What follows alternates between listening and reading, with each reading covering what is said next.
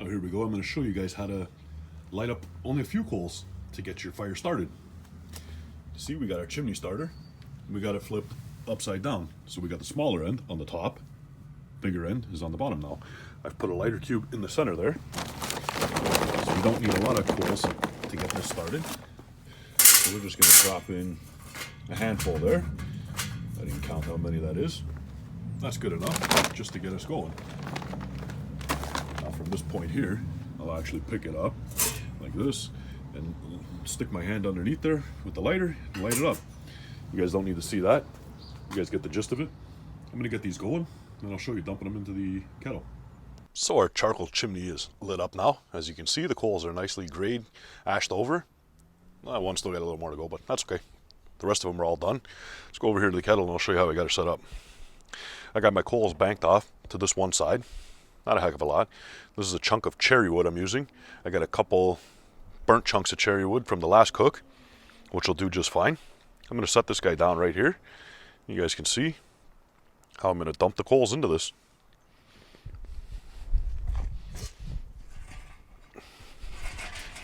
Give it a little shake. Get whatever loose ashes there out. And we're just going to go right onto the end over here.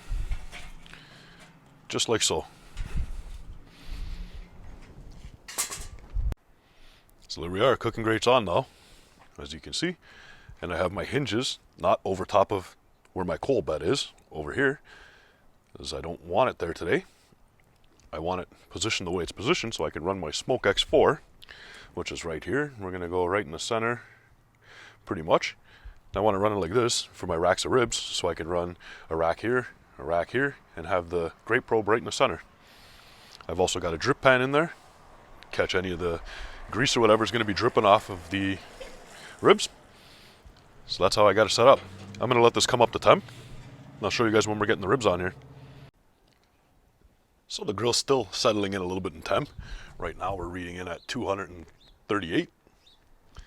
I'm looking for a range between 250 and 275 for this cook. Here's what we got, our 3 racks of baby backs. Now I've done nothing fancy to these. I didn't even trim these ones up because they were pretty nice out of the package. I did not pull the membrane. I left the membrane on these ones. You guys can pull yours off. You guys can leave it on. It's up to you. You can rub it down with a rub. I'm just using a basic salt and pepper rub today on these. You guys go ahead and get fancy. Use any barbecue rub that you'd like to use. Just gonna set that off to the side there and start getting these ribs on. Now obviously the ones that are closer to the fire will be a little bit hotter than the ones that are not. Push that grate probe over just a little. Right there. That looks nice spot for that. Get that rack right over there. You know what? I'm actually going to slide this one over a touch more. This end here will probably end up cooking up a bit faster. Not the end of the world. I can always rotate and flip it around if I'd like to. And I'm going to put my 3rd rack right there, right beside. Now because I have the 1 rack close to the fire, I'm actually going to keep a little bit more of an eye on that one. Like I said, we're using cherry wood for our smoke. So I'm going to go ahead and get this lid back on, close it up, let it go. I'll pick back up and show you guys in a bit what exactly they look like. Probably hour, 2 hour mark. See you then. So we're coming up on an hour and a half over here. Now, not sure if I've explained this in other videos or not, but once you have your coals going low and slow, you have your vents set to where you like them and you got your temperature range settled in. Leave those vents alone, do not touch them at all. You've got it locked, loaded, and it's ready to go. Now I'm going to open this lid up after an hour and a half. And there we are. There's our ribs. You can see how much charcoal we've burnt so far. Now I know this will go for hours. I probably have more than I need, but that's okay. I'm going to give these a spritz. We're just using straight water today.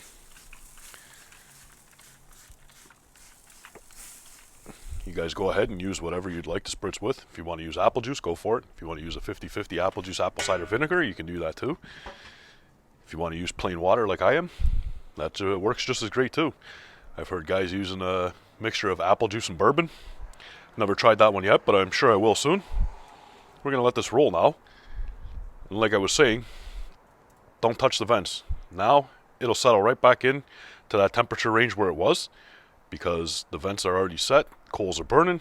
It might spike a little bit from the lid being off, getting a little extra oxygen into that fire. That's okay. It'll settle down and go right back. So just leave those alone.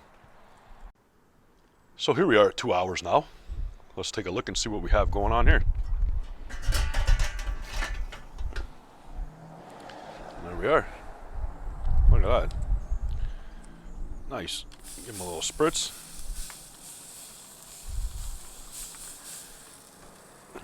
This rack here, I'm going to pull it up a bit. They're all looking good. Let's go ahead and close that lid down. We'll let this roll on. We'll pick back up in a little bit. So here we are after 4 hours. And here's what we're looking like. These guys are pretty much done. After 4 hours. They're not too thick. That's why they're cooking faster. Nice and done. I'm going to go ahead and glaze these now. I'm going to be using these today. Trying them out. We got the Sticky Asian and we got the Maple Bourbon Rib Glaze by Kosmo Q. I'm going to set you up and glaze them up. Oh, here we go. I'm with the Sticky Asian. Give that a try. See how that is. Get it on there and paint it on. You guys don't need to see up super close on this, as you've seen me glaze ribs before.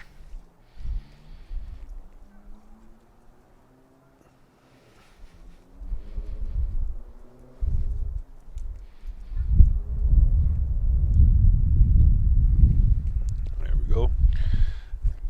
And next, we're going on with the Maple Bourbon. Ooh, look at that. Put a little bit too much there. That's okay. We'll get it spread all over these.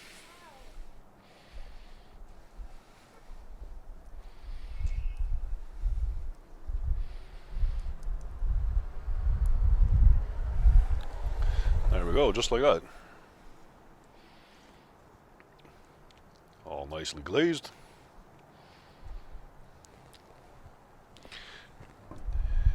And ready to go. That one's got the Sticky Asian, and this one here has the Maple Bourbon.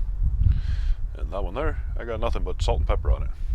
We'll pick back up when I'm going to slice these guys open. I'm going to let this glaze over for probably about 15 minutes or so.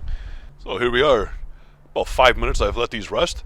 After I've let that glaze set up on them, we got our Sticky Asian here, our Maple Bourbon over here, and our plain over here. We say we slice open.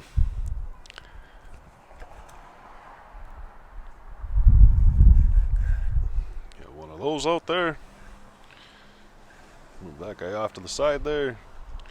Let's go right here. There we are. On the bone.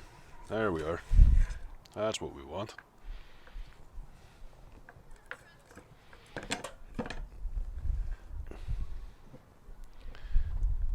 There's what we're looking at right here. You guys can see that. That looks good.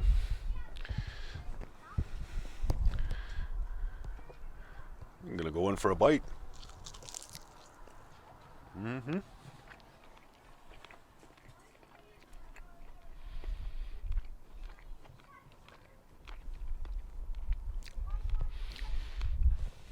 Maple Bourbon is good. Got a nice smoke flavor on that. These got a nice smoke ring on them too. Come on in again. See if you guys can see that. Right there, we got a nice smoke ring happening. I don't know if you guys can make that out or not. Let's take a look. Yep, there you go. Well, let's get back over here. Let's go in for a bite of this one now.